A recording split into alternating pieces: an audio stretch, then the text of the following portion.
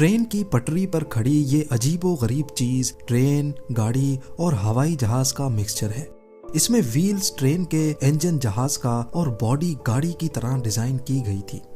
इसको Valerian Ivanovich नामी इस शख्स ने इन्वेंट किया था, जो सोवियत यूनियन के ऑफिशियल्स के लिए ड्राइविंग का काम करता था।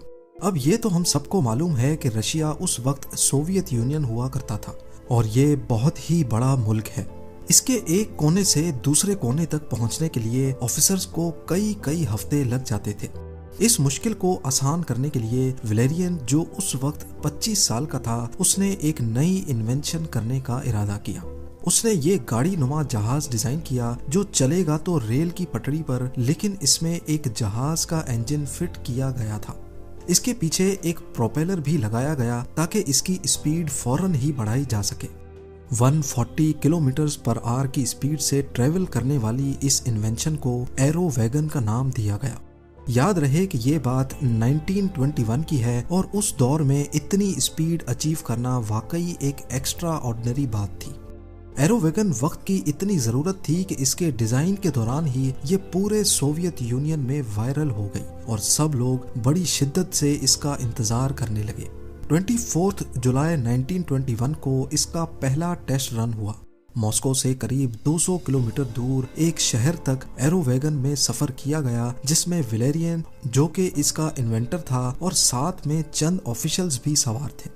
जाते वक्त तो इनका सफर बहुत खुशगवार गुजरा, लेकिन वापसी पर एरो वैगन पटरी से उतर गई और भयानक एक्सीडेंट का शिकार हो गई। तमाम सोवियत ऑफिशियल समेत वलेरियन भी इस हादसे में मारा गया। जेम टीवी की वीडियोस में एक बार फिर से खुशामदीद। नाजरीन, सोवियत इन्वेंटर वलेरियन कोई पहला शख्स नहीं था जिसको अपनी ही इन्वेंशन ने मौत के घाट उतार दिया हो। हिस्ट्री में ऐसी बेशुमार कहानियां मौजूद हैं। आइए ऐसी 4 इन्वेंशंस के बारे में जानते हैं। जब ये अपनी इनिशियल फेज में थी तो इन्होंने अपने ही इन्वेंटर की जान ले ली थी। Number 4, light house. इंग्लैंड के शहर प्लेमथ के साहिल के करीब समंदर में एक ऐसा एरिया है जहां 12 मील तक पत्थर निकले हुए हैं। 17वीं सेंचुरी के दौर में हेनरी विंस्टैनली नामी एक इंजीनियर यहां से अपनी 5 शिप्स लेकर जा रहे थे। रात के अंधेरे में उनको ये पत्थर दिखाई नहीं दिए, जिसकी वजह से उनकी 2 शिप्स इन पत्थरों में फंस गईं और टूटकर तबाह हो गई। उनको ये स्पॉट शिपिंग इंडस्ट्री के लिए बहुत खतरनाक लगा। अब क्योंकि वो खुद एक इंजीनियर थे तो उन्होंने इस मसले का सॉल्यूशन निकालना चाहा। हेनरी ने 1696 में एक लाइट हाउस डिजाइन किया जो दूर से ही शिप कैप्टन्स को इन पत्थरों से दूर रखने का इशारा देगा। इनका डिजाइन अप्रूव हो गया और उन्होंने लकड़ी और ग्रेनाइट से लाइट हाउस की कंस्ट्रक्शन स्टार्ट कर दी। ये 115 फीट लंबा लाइट हाउस था, जिसकी टॉप पर 60 कैंडल्स लगाकर एक रोशन कमरा बनाया गया। अगले 7 सालों तक ये लाइट हाउस शिप्स को इन पत्थरों से बचाता रहा, लेकिन फिर एक दिन जब हेनरी लाइट हाउस में ही मौजूद था, एक तूफान आ गया। ये ब्रिटिश हिस्ट्री का सबसे बड़ा तूफान था। तेज हवाएं और समुद्री लहरें लाइट हाउस को बहा कर ले गईं। उस दिन के बाद से ना ही वो लाइट हाउस मिला और ना ही हेनरी का कोई अता पता चल सका। Number 3, leaded fuel. ये इतिहास की सबसे खतरनाक इन्वेंशन थी, जिसने इन्वेंटर को छोड़कर पूरी दुनिया में 75 लाख लोगों की जान ले ली। थॉमस मिजली ने दुनिया में पहली बार लेडेड फ्यूल इन्वेंट किया था। वो फ्यूल जो आज हम गाड़ियों में इस्तेमाल करते हैं वो अनलेडेड फ्यूल होता है, लेकिन पहले ये लेडेड फ्यूल कहलाया जाता था। इस फ्यूल में लेड केमिकल इस्तेमाल होता था, जिसकी इन्वेंशन ऑटोमोबाइल इंडस्ट्री के लिए एक बहुत बड़ा ब्रेक थ्रू थी। इस इन्वेंशन की वजह से थॉमस मिजली को कई अवार्ड्स भी मिले, लेकिन इस फ्यूल ने माहौल में, एटमॉस्फेयर में लेड की क्वांटिटी को बढ़ा दिया, जो कि जानलेवा लेड पॉइजनिंग का बाइस बनी। इनकी अपनी फैक्ट्री के कई वर्कर्स की मौत होने लगी, लेकिन इसकी असल वजह लेड पॉइजनिंग थी, ये उस वक्त किसी को भी मालूम ना पड़ सकी।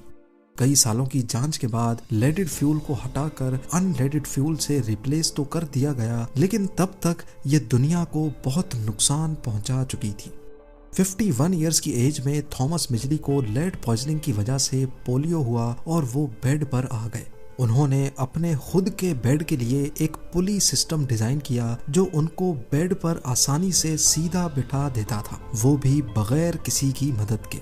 एक दिन उनके अपने ही बनाए हुए पुली सिस्टम की वायर्स उनके गले में फंस गईं और दम घुटने की वजह से उनकी मौत हो गई। नंबर 2, फ्लाइंग कार्स बड़े अरसे से साइंस फिक्शनल स्टोरीज का हिस्सा रही हैं, लेकिन अब हकीकत में ऐसी फ्लाइंग कार्स बनाई जा चुकी हैं जिन्होंने इंटरसिटी फ्लाइट टेस्ट भी पास कर लिया है।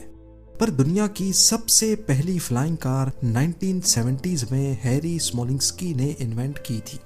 इनको उड़ने वाली गाड़ी का इतना ज्यादा जुनून था कि इन्होंने खुद की गाड़ी बनाने का फैसला किया। हैरी ने एक ऐसा विंग सिस्टम डिजाइन किया जो लोगों की मौजूदा गाड़ियों में इंस्टॉल किया जा सकता था, ताकि नॉर्मल हालात में जब गाड़ी को उड़ना नहीं हो तो वो नॉर्मली रोड पर भी चल सके। इसके लिए हैरी ने एक प्रोटोटाइप बनाया जिसमें सेस्ना एयरक्राफ्ट और फोर्ड पिंटो के पार्ट्स इस्तेमाल किए गए। इस प्रोटोटाइप को फोर्ड सेस्ना कहा जाता था। 11 सितंबर 1973 को कैलिफोर्निया वेंचुरा काउंटी एयरपोर्ट से इस प्रोटोटाइप को टेक ऑफ किया गया। हैरी और को पायलट इसको पहली बार टेक ऑफ करने में कामयाब हो चुके थे, लेकिन कुछ ही देर के बाद एयरपोर्ट मैनेजर ने आसमान में काला धुआं देखा। मालूम पड़ा कि फ्लाइंग कार क्रैश हो गई है, जिसकी वजह से पूरे शहर के ऊपर काले धुएं के बादल मंडला रहे हैं। इन्वेस्टिगेशन से मालूम पड़ा कि फोर्ड सेस्ना को बनाते वक्त कुछ पार्ट्स की वेल्डिंग कमजोर थी, जिसकी वजह से ये हौलनाक हादसा हुआ। और अब नंबर 1, मैक्स वॉलियर एक ऑस्ट्रियन पायलट थे जो इन्वेंशन की रेस में 2 कदम आगे निकल गए। वो एक स्पेस क्राफ्ट बनाना चाहते थे जो इंसान को स्पेस में लेकर जा सके। उनको अच्छी तरह मालूम था कि स्पेस में जाने के लिए बहुत ज्यादा स्पीड की जरूरत होती है, जबकि उस वक्त के जहाजों की इतनी स्पीड नहीं होती थी। लिहाजा मैक्स ने पहले एक रॉकेट बनाया जिसको गाड़ी पर इंस्टॉल किया गया। इस रॉकेट की मदद से ये गाड़ी 232 किलोमीटर/आवर की स्पीड से चलने में कामयाब हो गई, लेकिन ये स्पीड स्पेस में जाने के लिए बहुत कम थी। मैक्स ने रॉकेट फ्यूल को चेंज करके ज्यादा तेजी से जलने वाला फ्यूल बनाने का फैसला किया। 18 मई 1930 को वो इस नए फ्यूल को बनाने का एक्सपेरिमेंट ही कर रहे थे कि कुछ गड़बड़ हुई और एक रॉकेट बुरी तरह से फट गया। स्पेसक्राफ्ट की इन्वेंशन में ये पहला हादसा और पहली मौत थी। मैक्स वॉलियर अगर आज जिंदा होते तो शायद देख पाते कि जिस चीज को वो इन्वेंट करना चाह रहे थे वो अब कितनी एडवांस्ड हो चुकी है। उम्मीद है जेम टीवी की ये वीडियो भी आप लोग भरपूर लाइक और शेयर करेंगे। आप लोगों के प्यार भरे कमेंट्स का बेहद शुक्रिया। मिलते हैं अगली शानदार वीडियो में।